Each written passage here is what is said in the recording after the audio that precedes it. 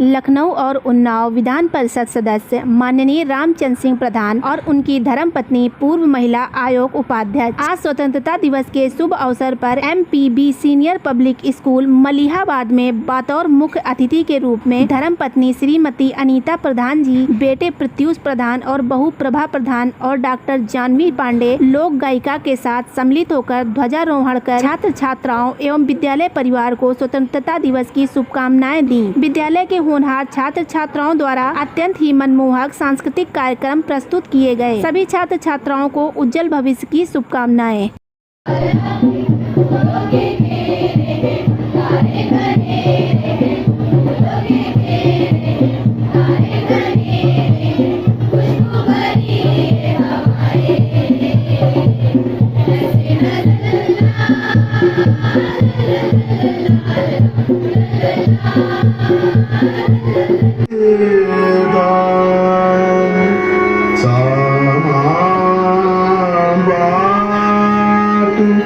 सरस्वती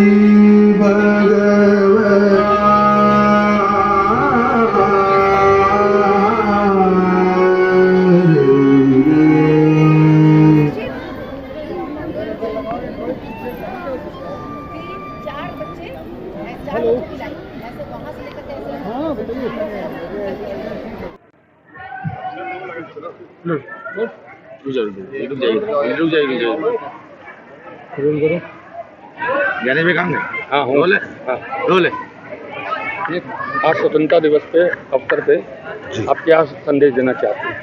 आज इस 78वें स्वतंत्रता दिवस के मौके पर मैं पूरे देश के लोगों को बहुत सारी शुभकामनाएं बधाई देता हूं और सबसे कहता हूं कि सबसे ये भी कहना चाहता हूं कि आज 78 साल मेरे देश को आज़ाद हुए हो गया और 78 सालों में बहुत कुछ बदला, बहुत कुछ बदलना और ज़रूरी था जो नहीं बदल सका।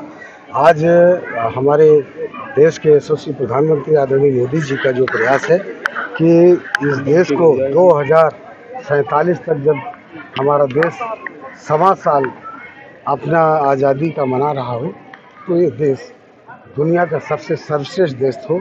जैसे आज से 500 साल पहले हमारा देश भारत दुनिया का माना जाना नंबर 1 देश कहा जाता था, सोने की चिड़िया कहलाता था।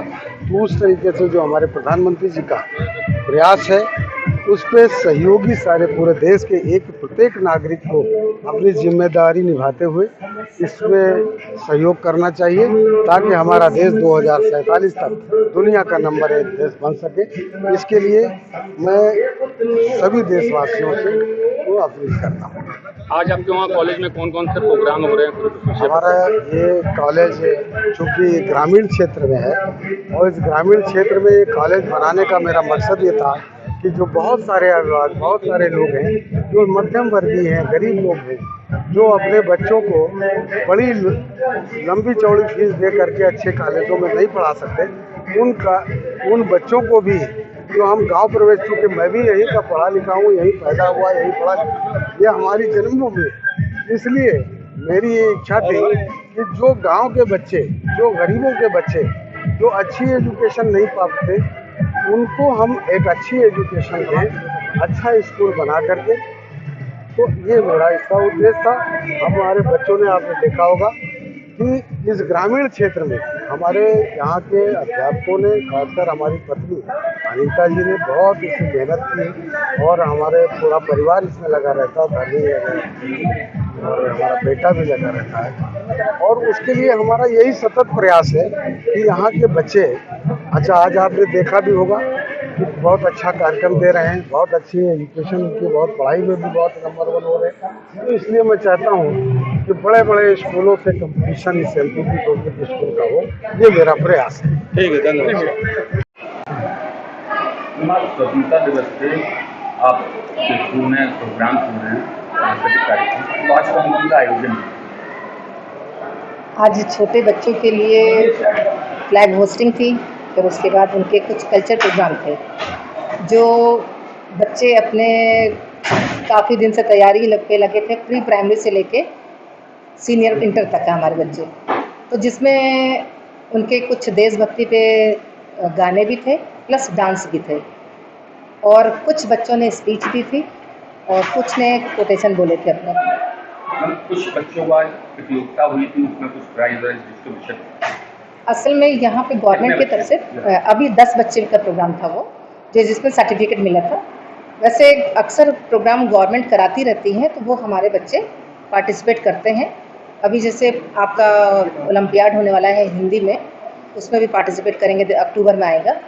तो जैसे जैसे आते हैं ये, इसमें 10 बच्चों को हमारे गवर्नमेंट ने सर्टिफिकेट दिया था, तो वो आज डिस्ट्रीब्यूट हुए। हम युवाओं के लिए क्या संदेश देंगे इस स्वतंत्रता दिवस पर? वो तो आपने जैसे सुना ही होगा, प्रोग्राम में हमारे बच्चे ऑलरेडी देशभक्ति के लिए बहुत वो रहते हैं एक्टिव, चाहे प्रोग्राम के थ्रू हो, चाहे स्पीच के थ्रू हो, चाहे वैसे भी आप उनके व्यूज़ सुनिए। और हम चाहेंगे कि जैसे आज की डेट में, उस समय भगत सिंह जी ने अपनी जान गंवा दी छोटे छोटे से उम्र में ही, अपने जान के लिए नहीं सोचा, तो सब बच्चों में होना चाहिए।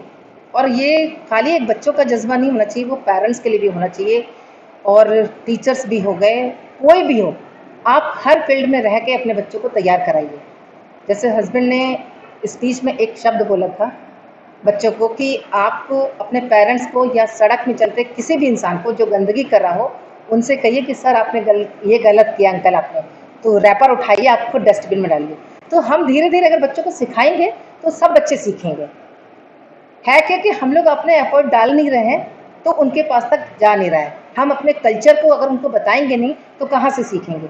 हो सकता है कि हमारे पेरेंट्स ने अगर हमको इतना सिखाया तो हम अपने बच्चों को उसका 75% दे पाएंगे, लेकिन अगर सिखाएंगे ही नहीं तो फिर बाद में हम चीज़ों के लिए रोते हैं कि हमारा बच्चा सुनता नहीं है, हमारे बच्चा, जैसे कई आप लोग तो रिपोर्टर हैं तो आप लोग देख रहे होंगे कि क्राइम ज़्यादा बढ़ गया। एक अभी हाल ही में परसों हमने पेपर में पढ़ा कि एक लेडी को सड़क पार कराने के लिए एक लड़के ने उनका हाथ पकड़ा कि चलिए हम आपको क्रॉस करा दें, उसके बाद उनकी झटके से चेन खींच के भाग गया। तो गलत है ये सब चीज़ें।